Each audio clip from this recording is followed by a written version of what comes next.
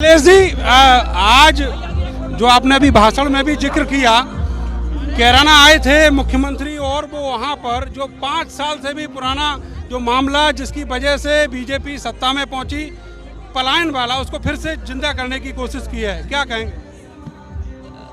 मुख्यमंत्री जी को ये चिंता करनी चाहिए कि उनके दल में बड़ी संख्या में उनसे सीनियर नेता थे जिन्होंने बहुत संघर्ष किया और वो चाहते थे कि उन्हें मौका मिले मुख्यमंत्री बनने का, लेकिन तमाम भारतीय जनता पार्टी के सीनियर नेताओं को ओवरटेक करके मुख्यमंत्री जी खुद बन गए।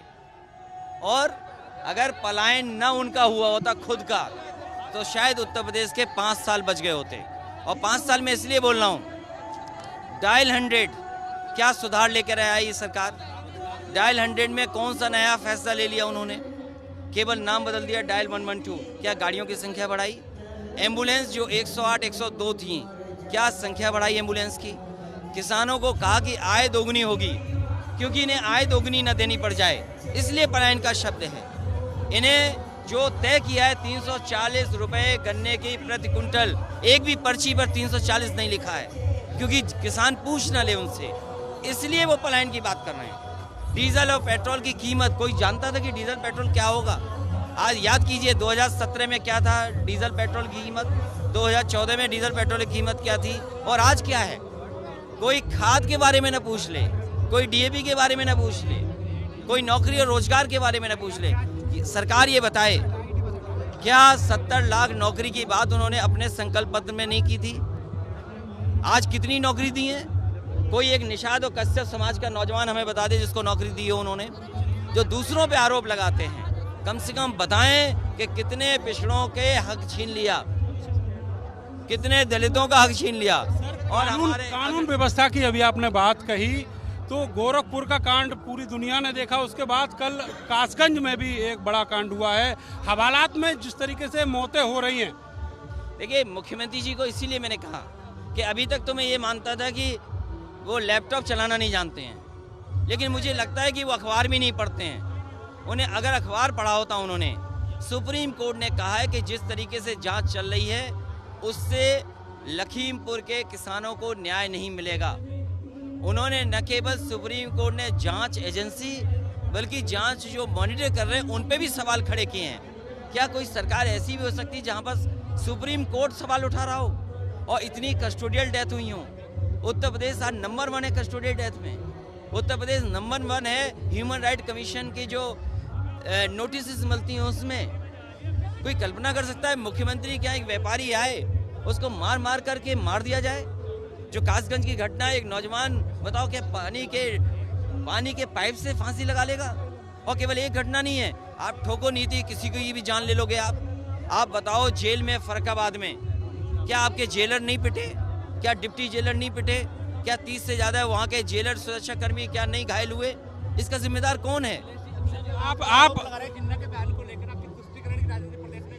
समाजवादी पार्टी खुशहाली, तरक्की, आगे बढ़े उसकी राजनीति कर रहे हैं, और समाजवादियों के दिए हुए लैपटॉप आज भी चल रहे हैं, समाजवादी पार्टी की दी हुई एम्बुलेंस आज भी चल रही है। आखिरी सवाल ये है कि आप यहाँ पर किसानों के गढ़ में हैं, ये राजधानी किसानों की है, जो किसान आंदोलन चल रहा है उसको लेके समाजवादी पार्टी किस तरह का संघर्ष करना चाहेगी? जैसे अभी आपने कहा, ये चौधरी चरण सिंह जी की कर्म धरती और चौधरी साहब के मानने वाले लोग, राकेश टिकैत जो आंदोलन चला रहे हैं, उनका गृह जनपद है। और जितने भी किसान नेता हैं आप उनसे जानकारी कर लीजिए, समाजवादी पार्टी हर आंदोलन में उनके साथ खड़ी है। समाजवादी पार्टी ने समर्थन किया है। और ये जो कानून लागू हो रहे हैं, सरकार ने कभी अपने घोषणा पत्र में नहीं लिखा था कि ये कानून लागू करेंगे। अगर ये कानून लागू हो जाएंगे तो बाजार पे छोड़ दिए जाएंगे किसान, और बाजार से कोई लाभ नहीं मिलने वाला किसानों को। सर अभी एक सवाल और ये कि अभी सर जिस तरीके से मुख्यमंत्री आज मेरठ में हैं, अब सम्मान किया जा रहा है ओलंपियंस का, लेकिन वो कार्यक्रम जो है कृषि विश्वविद्यालय में हो रहा है। देखिए मुख्यमंत्री जी कुछ भी कर सकते हैं। उनके कार्यक्रम में आशा कार्यकर्ता आएंगे, उनके कार्यक्रम में सरकार आंगनवाड़ी वालों को लेके आएंगी, उनके कार्यक्रमों में ये कहा जाएगा डीएम और बीएसए के माध्यम से कि शिक्षक सब बैठेंगे। तो अब जनता उनके साथ नहीं है, जनता सफाया करेगी भारतीय जनता पार्टी का, ये बात उन्हें पता है। और जब सफाया होने जा रहा है तो जाने वाले लोग यही तो कहेंगे हम 340 रुपए देंगे क्विंटल। एक पर्ची हमें दिखाएं जिसमें 340 की रेट दिखेगी। सर, सपा के अलायंस के जो प्रत्याशी हैं वो कब तक आएंगे? ये बहुत जल्दी अलायंस भी फाइनल हो जाएगा और प्रत्याशी भी आपके आ जाएंगे। छात्रवृत्ति के लिए तो फंड नहीं है, लेकिन राम मंदिर के लिए फंड देने को तैयार है। देखिए, सवाल ये है कि सरकार ने पूरी अर्थव्यवस्था को चौपट कर दिया है और जो बजट का सिस्टम था कि लोगों को राहत मिले, लोगों को मदद मिले, सरकार का खजाना पूरा खाली कर दिया सरकार ने। मंत्री खुद कह रहे हैं कि 90,000 का घाटा है बिजली विभाग को। तो अगर 90,000 का बिजली का घाटा है, सरकार के खजाने से चला गया पैसा, तो बताओ किसानों को बिजली का करंट लगेगा कि नहीं लगेगा बिल के माध्यम से? तो इन्होंने पूरी फाइनेंशियल इंस्टीट्यूशन को चौपट कर दिया है। चाचा की एंट्री कब होगी? चाचा का पूरा सम्मान होगा। चाचा से हमारी बात हुई थी, कहा कि अखिलेश जी जब कह देंगे आ जाएंगे हम। नहीं, मैं आपको भरोसा दिलाता हूँ कि हमसे ज़्यादा बीजेपी वाले चिंतित हैं कि चाचा कब हमारे साथ आएंगे, लेकिन मैं आपको भरोसा दिलाता हूँ उनका पूरा सम्मान होगा। उनके दल के जितने लोग हैं कोशिश करेंगे उनका भी सम्मान करेंगे। Thank you sir.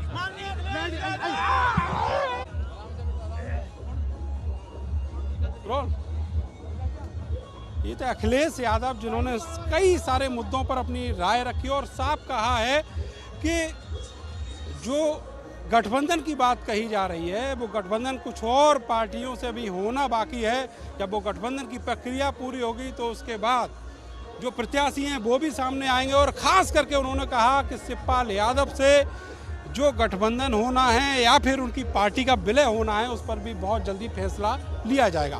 कैमरा सहयोगी सानू के साथ मैं नरेंद्र, भारत समाचार, बुढ़ाना, मुजफ्फरनगर।